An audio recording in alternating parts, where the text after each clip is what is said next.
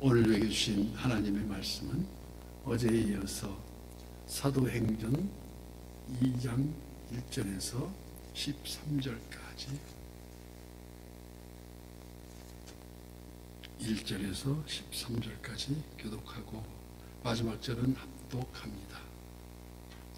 오순절날이 이미 이르매 그들이 다 같이 한 곳에 모였더니 호련히 하늘로부터 급하고 강한 바람 같은 소리가 있어 그들이 앉은 온 집에 가득하며 마치 불의 혀처럼 갈라지는 것들이 그들에게 보여 각 사람 위에 하나씩 임하여 있더니 그들이 다 성령의 충만함을 받고 성령이 말하게 하심을 따라 다른 언어들로 말하기를 시작하니라. 그때 경건한 유대인들이 천하 각국으로부터 와서 예루살렘에 머물러 있더니 이 소리가 남에 큰 무리가 모여 각하는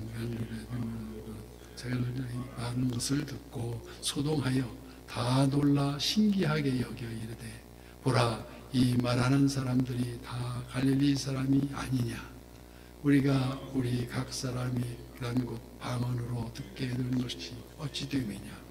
우리는 바데인과 메데인과 엘람과 또 메소포타미아, 유대와 갑바도니아, 본도와 아시아, 불기아와 밤빌리아, 에프과 및 구레네, 그르동, 리비아, 여러 지방에 사는 사람들과 로마로부터 온 나그네, 곧 유대인과 유대교회에 들어온 사람들과 그레데인과 아라비아인들이라 우리가 다 우리의 각 언어로 하나님의 큰 일을 말함을 듣는도다 하고 다 놀라며 당황하여 서로 이르되 이 어찌된 일이냐 하며 다 함께요.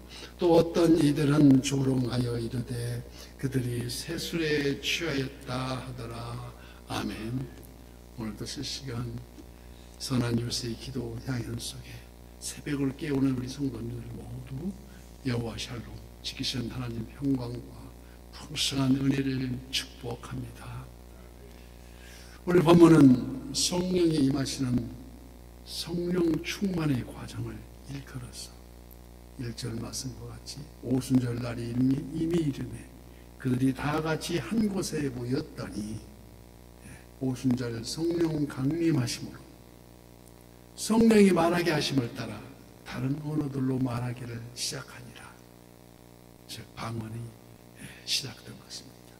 구약의 3대 절기 6월절, 77절, 초막절, 그 중에 77절의 헬라식 표현을 오순절이라고 합니다. 77이 49면 49일인데 그 다음날 하루 50일 된다. 순이란 열흘을 말할 때 열순자인데 그래서 오순절이라 합니다.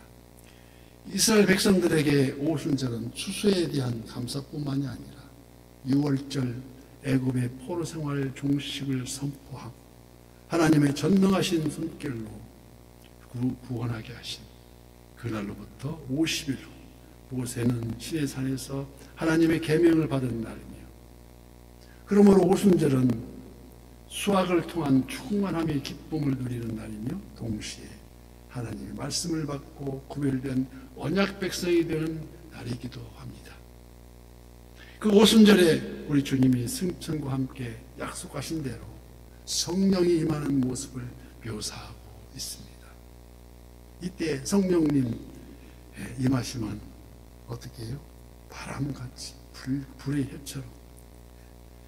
바람은 히브리 말로 루하우는 성령을 뜻합니다.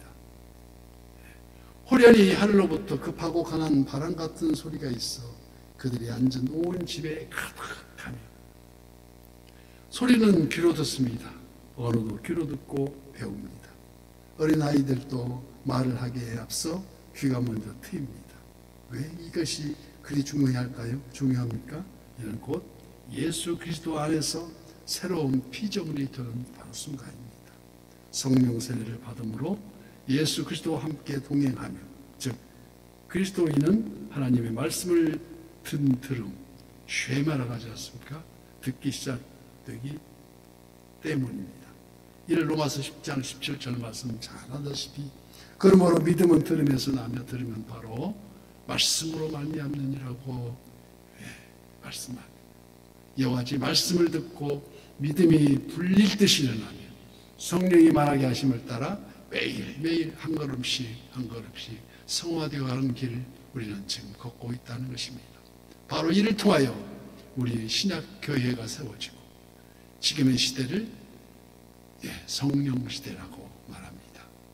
그런데 흥미로운 사실은 분명 그들이 다른 언어들로 말을 하기 시작했는데 디아스포라 흩어져서 다시 모인 유대인들이 그 소리를 듣고 소동하기 시작합니다.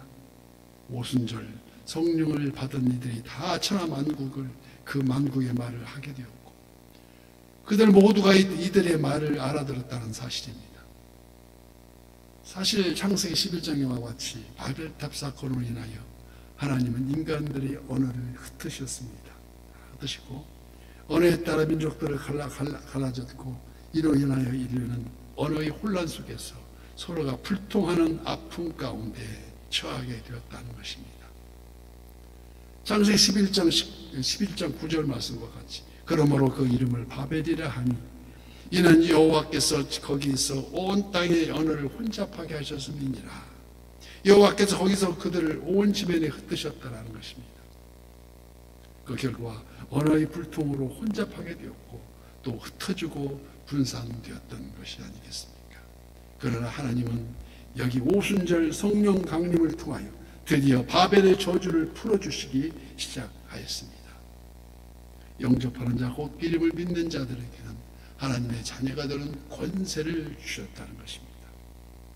새로운 질서 속에 예수 그리스도 안에 하나가 되어서 그 전제 조건으로 바로 하나님의 말씀을 듣고 얻게 되는 선물, 바로 이 선물은 반석에서 온 믿음이라 할 수 있습니다. 왜요? 왜 그렇습니까? 이 믿음만이 하나님을 기쁘시게 하기 때문입니다.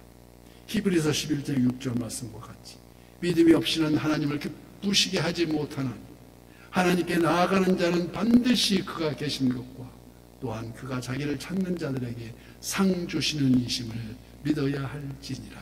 아멘입니까? 이처럼 믿음이 없이는 하나님께 나아갈 수가 없다는 것입니다. 또 우리가 그들은 오늘 본문 13절 말씀과 같이 또 어떤 이들은 조롱하여 이르되 그들이 세술에 취하였다 하였더라. 고린도전서 12장 3절 말씀에는 성령으로 아니하고는 예수를 주라 시인할 수 없다고 분명하게 기록되어 있습니다. 성령이 도우심으로 말씀을 깨닫게 되고 믿음을 갖게 합니다. 이는 바로 하나님께서 베푸신 오순절 성령 강림의 열매들입니다. 또한 일찍이 인간의 불순종으로 죄악과 교만으로 흩으신 바벨의 언어를 새롭게 하신 날이기도 합니다. 더 이상 민족과 민족 사이에 그리고 계층과 계층 사이에 세워두었던 장벽의 벽이 무너지기 시작한 것입니다. 에베소서 2장 14절 말씀 그는 우리의 화평이신지라 둘로 하나를 만드사 원수된 것 곧 중간에 막힌 담을 자기 육체로 허시고 우리에게 하나님과의 장벽이 그리고 인간과 인간 사이의 죄악 이로 인하여 생긴 담들을 십자가로 헐으셨다는 것입니다. 그리고 우리 모두의 화평을 두어 화평이 되게 하신 것이 바로 새로운 언어를 그래서 우리가 바로 여기에서 용서의 미덕을 찾을 수가 있습니다. 우리 주님이 주신 가르침, 주님이 주신 기도 중에서 우리가 우리에게 잘못한 사람을 용서하여 준 것 같이 우리의 죄를 용서하여 주시고 바로 이래서 오순절은 수학의 날이며 동시에 사명의 날입니다. 바람처럼 불의 혀처럼 임하시는 성령 하나님의 강림하심으로 더욱 더 믿음이 튼실해지고 새로운 언어 수학을 하게 됐다는 것입니다. 지금도 여전히 전적인 은혜로 오순절 성령의 역사는 동일하게 이 순간도 일어나고 있습니다. 우리의 귀를 새롭게 하여 주시고 우리의 눈을 밝게 보이고 영안을 열어주시고 성령의 열매를 알날이 맺게지게 한다는 것입니다. 이 열매는 따로따로 열려지는 게 아니라 한꺼번에 포도송이처럼 탐스럽게 일었다는 것입니다. 9가지 열매가 사랑과 희락과 화평과 오래 참음과 오래 참음과 자비 양성과 충성과 온유와 절제라는 이 열매가 그 열매가 익어감에 따라서 차츰 우리 언어가 바뀌고 생각이 바뀌고 행동이 바뀐다는 것입니다. 그래서 우리가 비록 지금은 이 땅에 잠깐 우리가 살면서 항상 찬송 부르다가 날이 저물어 오라 하시면 영광 중에 나아가리라.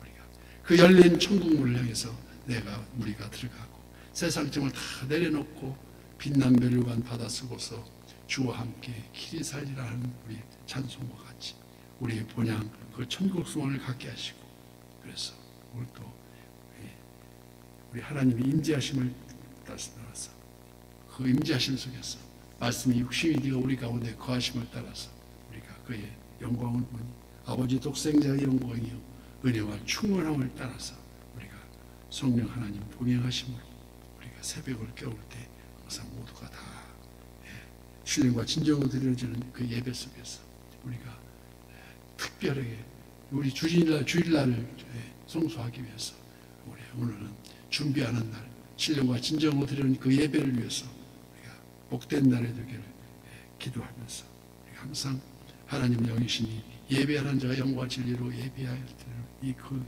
믿음을 가지고 우리가 내일 우리 주일을 준비하는 오늘이 되기를 예수님 이름으로 간절히 축복합니다.